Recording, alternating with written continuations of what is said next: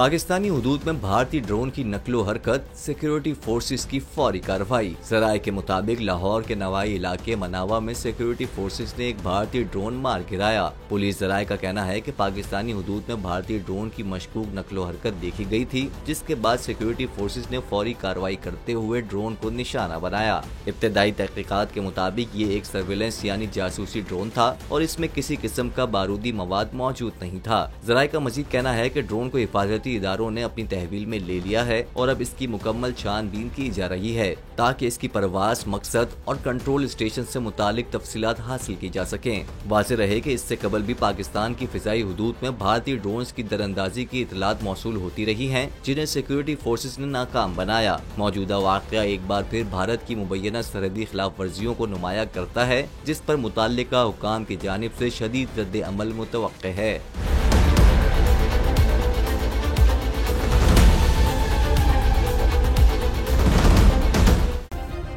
Subscribe करें और bell दबाएं ताकि कोई खबर रह न जाए।